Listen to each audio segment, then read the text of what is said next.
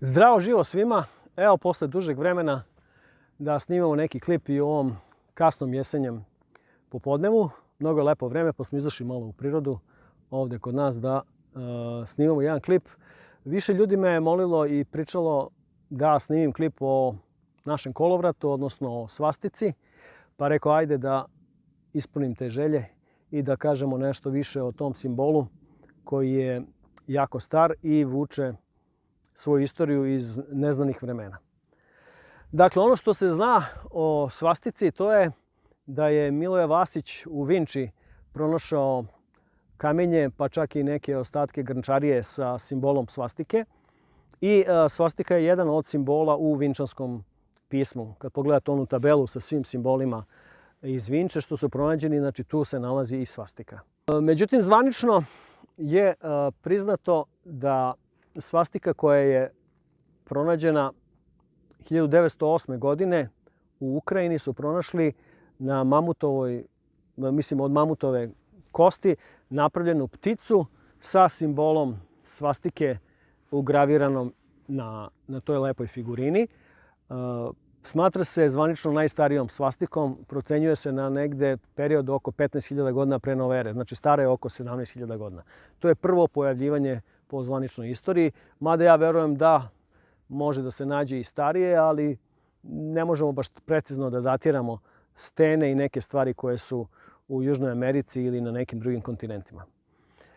Ono što je bitno, ta figurina je nađena u naselju Mezin, na granici između Ukrajine i Rusije i smatra se jednim od vrhunskih, da kažem, dela preistorijske paleolitske kulture tog doba. Ono što je jako interesantno i što bih hteo da naglasim je da je svastika nađena na svim kontinentima sem na Australiji. Znači u Australiji su nađene one što su donete u 18. 19. veku, 19. veku, posle kad su došli ovi stranci, ali originalno u australijskom kontinentu nije bilo svastike. A na svim drugim kontinentima, uključujući znači, Severnu Ameriku, Meksičke indijance, Navahu indijance, Južnu Ameriku, dole kod Inka, Perua, znači Azija cela i Evropa cela je preplavljena simbolima svastike. Šta to znači? To znači ili da je postojala jedna velika vedska kultura, kao što sam ja pričao i mnogi pričaju, koja je povezivala sve te ljude i na neki način ostavljala svoje šare, kulturu, tradiciju na svim tim mestima. Jako je naročito interesantno isto povezanost naših, na primjer, pirotskih ćilima i tih starih šara naših sa šarama južnoameričkih indijanaca koji su čak u Amazonu ili negde. To su potpuno iste šare onih kornjača i onih kvadrata, takozvanih pirotskih motiva naših tradicionalnih. Tako da mogu reći da je to jako interesantno jer dokazuje tu teoriju da je nekada su se ti narodi između sebe komunicirali, mešali i ostavljali slične simbole. Jako je zanimljiva činjenica da ta dva pojma koja u stvari prikazuju isti simbol, jedan je svastika, a jedan je kolovrat, su identični i da kod naših naroda, naročito i svih slovenskih naroda, se kolovrat je mnogo pristupljeniji, znači zato što sam kolovrat, znate šta znači, kolo se vrti. Znači kao što se vrti svastika na levu ili na desnu stranu, u zavisnosti od krakova, tako isto i taj njen naziv govori o tome. Ali ono što je interesantno, sam kolovrat kod naših naroda je obično bilo dupla svastika, znači bilo je 4, ona osnovna kraka i još 4 pomoćna sa onim bočnim pod pravim uglom kracima, tako da je u stvari original kolovrat bio sa 8 krakova i uvek je prikazivao dobar simbol, pozitivan simbol, bogatstvo, ljubav, sreću, blagostanje. Dok simbol koji se zove svastika, isto po svom sanskritskom nazivu svastika, znači da je dobrobiti, odnosno dobrobit. Sam simbol kaže dobrobit. U našem jeziku mi imamo i interesantnu, da kažemo, stvar da se i rođena sestra, ženina, isto zove svastika. Tako da imamo tu jednu paralelu, u stvari da bi ta ženina sestra trebala dobrobit da donese toj kući, odnosno svojoj sestri i njenom zetu. Interesantno među svime tome je i to da se u slovenskim tradicijama i naročito u našoj tradiciji se nije zaboravilo na taj simbol kolovrat, što pokazuje kod nas i toponimija. Znači, u okolini Prijepolja neposrednoj mi imamo mesto, odnosno grad koji se zvao Kolovrat. Sada je to više onako kao selo. I taj Kolovrat je bio jako veliki grad u doba Rima. On je bio toliko značajan jer je bio na razmeđu Sredozemlja i ovih ilirskih zemalja, da je zauzimao poziciju i mesto tako da mu je Rim dao samoupravu. Znate šta znači kad Rim nekome da samoupravu? Znači, Rim odatle ne ubira poreze i sami ljudi sa te teritorije obezbeđuju sebi život onakav kako oni misle da bude.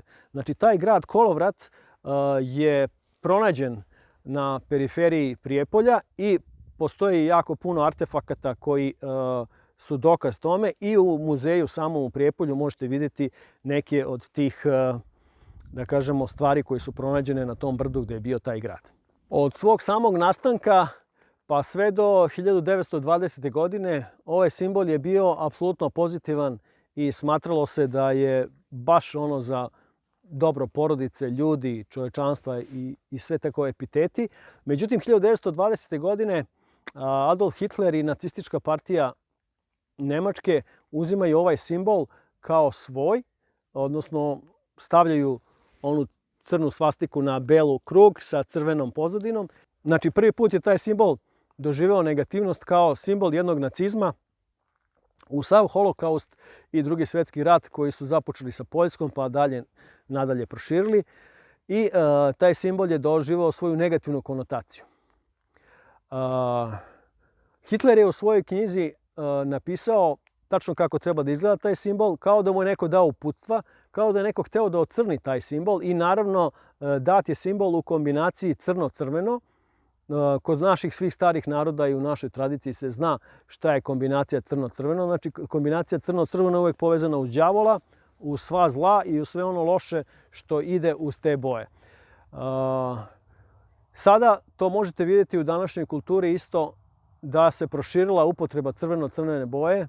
Od muzičkih spotova i Eurovizije gdje apsolutno preovladavaju oni reflektori sa crvenom bojom, crnom pozadinom, razne, da kažemo ovako, laserske manifestacije svih tih kombinacija do, na primjer, Netflixa koji isto uzeo crveno-crni simbol i mnogih drugih Daredevila, Marvela i ostalih koji eksploatišu, da kažemo, tu kombinaciju boja koja je bila i Hitlerova kombinacija boja. Tako da je, nažalost, od Drugog svjetskog rata, od 1945. nadalje, taj simbol u celoj zapadnoj Evropi, a i u većem delu sveta, znači Amerika i još neke druge zemlje, doživeo to da se smatra negativnim simbolom. I onda imamo jedan paradoks koji kaže da imamo simbol koji je star 17.000 godina, a koji je za svega 25 godina izgubio svoje značenje zbog toga što ga je neko nametnuo. Ovaj klip između ostalog ima i tu namenu da nekako probamo da ispravimo to što su nacisti uprljali i da shvatimo da taj simbol nije simbol ubistava, holokausta i gadosti koje su oni izvodili za vreme Drugog svjetskog rata, nego da je to u stvari jedan simbol koji je univerzalan i koji, ako ćemo pravo po meni, na primjer po mojoj nekoj hipotezi, smatram da simbol svastike predstavlja u stvari simbol našeg Mlečnog puta. Po svim modernim astrofizičkim merenjima i čak fotografijama Hubbla koji je bio i astrofotografiji se vidi da naša galaksija rotira i da ona ima 4 kraka koje idu iz centra. Znači tačno kao svastika. Neki drugi ljudi imaju neke druge hipoteze. Na primjer, Carl Sagan je imao hipotezu da je svastika nastala od jedne komete koja je došla pre 15.000 godina i koja je prolazila jako blizu naše planete i ona se rotirala i imala 4 kraka koje su ličila na svastiku i da su to onda ljudi u svim kulturama, znači od južnoameričkih indijanaca preko Azije, Sibira, Evrope vidjeli na nebu i onda su to smatrali kao neki pozitivan simbol i to su ugradili u svoje kulture. Što nije isto loša hipoteza. Znači, verovatno je negde kosmičkog porekla sam simbol i samim tim je zato toliko široko i rasprostranjen bio širom sveta. Ono što bih voleo da naglasim to je da u našoj staroj istoriji simbol svastike je bio poznati kao gromovnikov krst, odnosno kao glavni simbol boga Peruna boga groma i kao takav je imao jako veliki značaj kod svih naroda na Balkanu. Kod nas se simbol može pronaći na stećcima, ima u Bosni na nekoliko stećaka. U Srbiji se može naći na grobljima. Ja sam snimio onu emisiju o Rajačkom groblju, ima ga tamo dosta. Ima ga i ovdje sam video u selu Mirovu i u grobljima u centralnoj Srbiji, u Boraču, da, Boračko groblje isto i tako na nekim još grobljima postoji, što je znak da je on opstao na ovim terenima sve do početka 20. veka.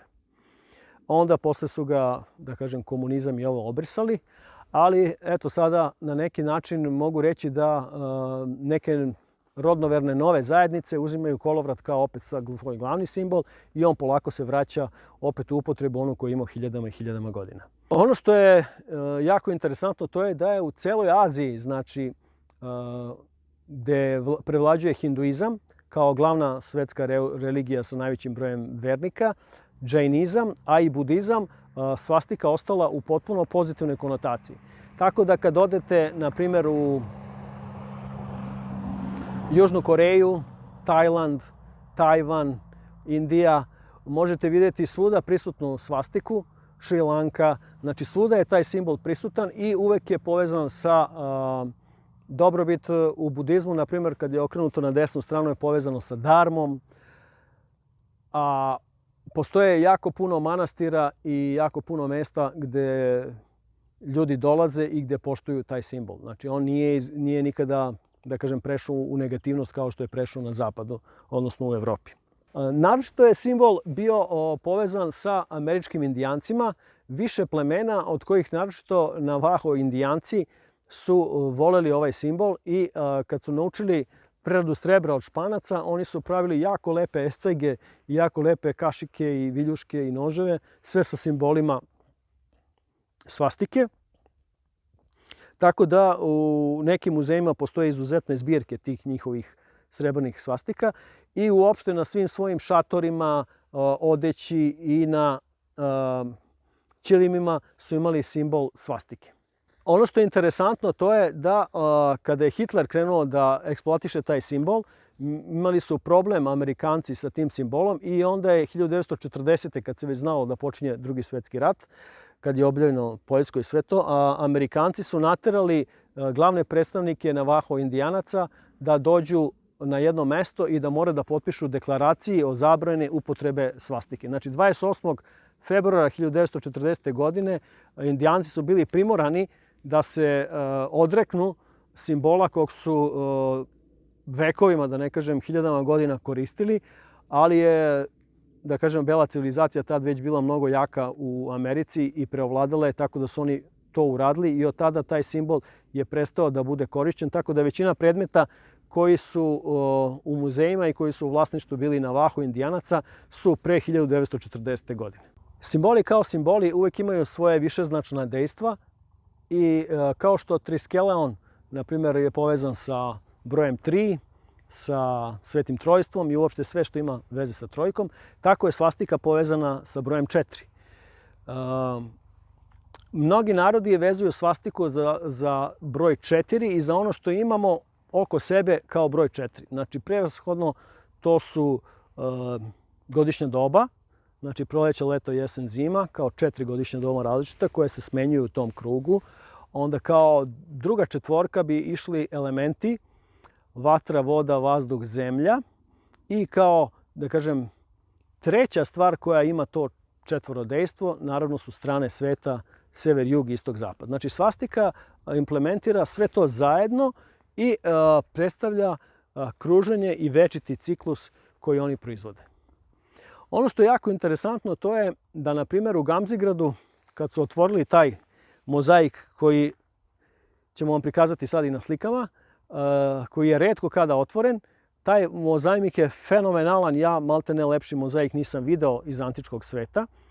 Na njemu je prikazano mnoštvo isprepletanih svastika koje povezuju sve te simbole, a u simbolima, naravno, sem cveta života i pletenica naših, imamo i jedan u centru samoga mozaika imamo specijalni svastiku, odnosno kolovart zvani i svarga, koji je onako kao sa morska zvezda, izuzetno lep, bele boje, možete ga vidjeti. Ono što je loše to je da je taj mozaik posle svega, da kažem, 3-4 mjeseca prikazivanja te godine ponovo zatrpat peskom i ne možete ga vidjeti maltene uopšte sem na ovim slikama, uopšte nije javno prezentovan, nažalost. I evo, ovo je jedan od mojih pokušaja da ljudi iz Zaječara, iz muzeja i uopšte grada shvate koja je to lepota i da to treba se napraviti jedna nastrešnica i da se to pokazuje ljudima koji već plate ulaznicu da vide Gamzigrad. A sa druge strane mogu reći da sem na tom mestu imamo izuzetno lepe svastike i pronađene u Caričinom gradu na mozaicima kod Leskovca, kao i na mnogim drugim lokacijama širom Makedonije, širom Grčke, širom Turske, Albanije, znači gdje god je ta kultura dopilara naša, mi imamo znači i u Kartagini i na mnogim drugim mestima u Africi isto prisutnu svastiku svuda, kao jedan simbol koji je bio u to vreme preovlađujući. Na samom kraju klipa, kao neki zaključak, bi preporučio svima da probamo u ovom 21. veku da promenimo taj odnos prema tom simbolu, znači da ga shvatimo onakav kakav on suštinski jeste i da ga prihvatimo od sada pa nadalje kao simbol ljubavi, dobrote, blagostanja, sreće i svega onoga što treba da ide uz jedan takav simbol koji je, da kažem, simbol naše vrste i simbol naše civilizacije, a ne da ga smatramo negativnim i u kontekstu onome koji je bio nominovan od strane nacista.